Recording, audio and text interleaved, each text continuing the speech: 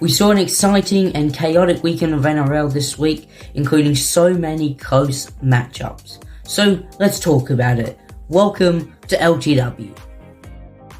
As I said in the intro, there was a lot of really close and just amazing games this week in round 21 of the NRL. So we're going to talk about, we're starting off, we're talking about the Roosters versus the Storm. The game at Allianz on the Thursday night was an epic one, with the Roosters having a chance late on in the game to win, to come back and shock everyone and beat the Storm.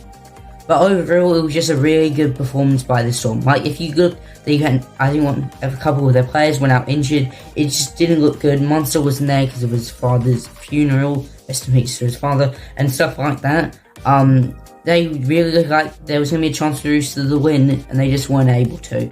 It continues the Roosters not so good of form over the last couple of weeks, and it's not good for them because they want to make the 8, and they need to be winning games like this, getting some good performances and winning to make the 8.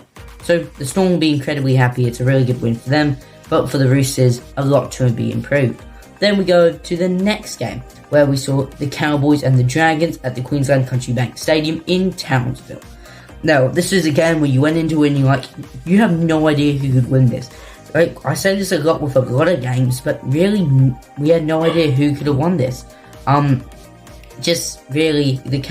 ended up 38-32, but with both teams at times performing well, both teams at times performing poorly, you had no idea which Cowboys, which Dragons you were going to get from today.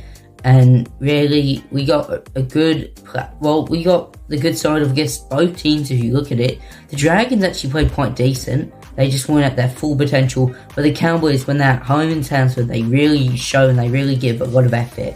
And we saw that, and they played really well, 38-32. Obviously, you had players like Dearden and Drinkwater, who were main guys, important guys for their team, and just so many others. But yeah, it's an overall a really close game, high scoring, but a good performance on the Cowboys. Then you go to the next game, which I've already talked about in full detail, which was between the Broncos and the Eels. Obviously, yeah, as I said, talked about in whole detail video, so go watch it for more detail. But basically, it was a chaotic game. It was a game the Eels deserved to win, but it looked like they weren't going to. We saw Adam Cask was 150th try, and just so many interesting decisions. Obviously, the Broncos scored a final minute try, which was disallowed because Reece Walsh was offside, and just so much clips you could look from going from the game. It was a really good one, but the Eels got that shock win, 2022.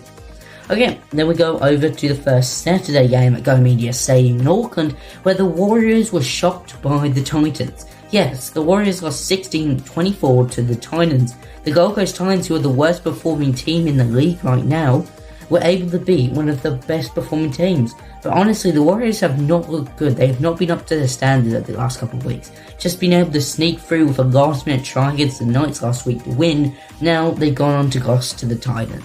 It's not looking good for them, and that could cause them to even drop out of the 4, which we thought they were going to hold their position in for the rest of the season, but it's looking like they're not going to do that. Then if you go over to the West Tigers and the Penrith game at CommBank Stadium, it was just more of Penrith dominance. Really, it ended 36-2, and yeah, Penrith the better side.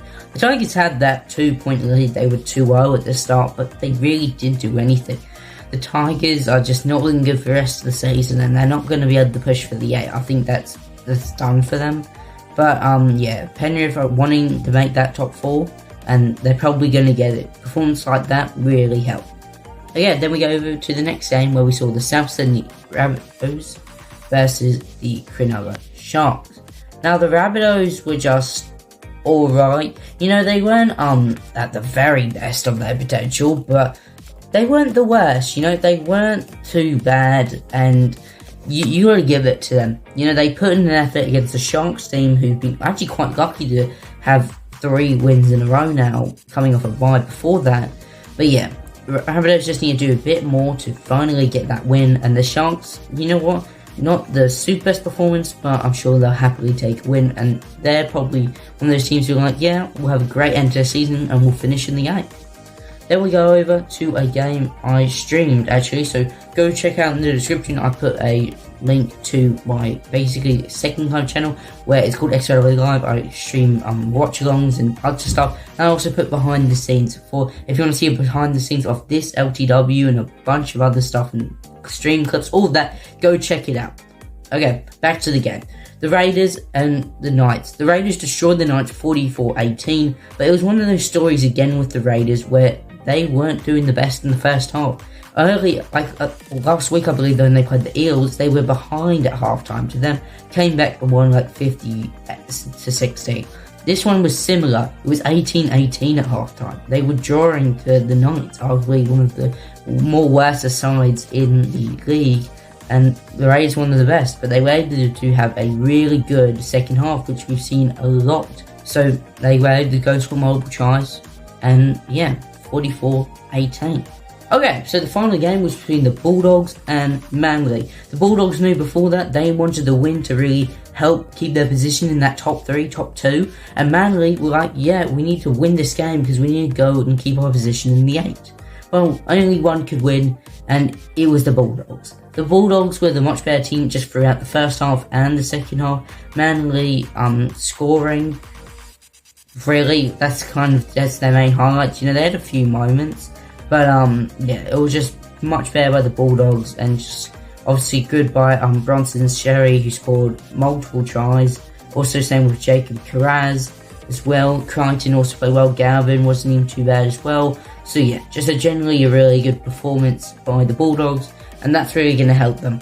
So if you do look at the ladder, you've got the Raiders, obviously they're still holding on top, and you've got the Dolphins who are now in the 8 because they had the bye, so they got the points like that. I guess you've got big changes at the bottom. You know, you have the Eels who move up to 14th, and the Rabbitohs are now the worst team in the league right now. They look like they might be getting the wooden spoon. Okay, so let's quickly talk about the NRLW.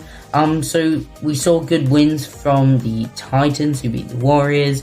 Obviously the Warriors are still trying to get back into it. You know, I believe they're a new side. Same with the Bulldogs as well. They've been putting effort, but the Roosters also one of the best teams. They got a good 42-22 win. The Cowboys got a good win, and then obviously you got teams like the Knights who are also as probably one of the best teams in the league, and they got a good win over Eels, and then just a bunch of other stuff. But anyway, that is all. Thank you all so much for watching this LTW. I'll see you guys next one. Goodbye.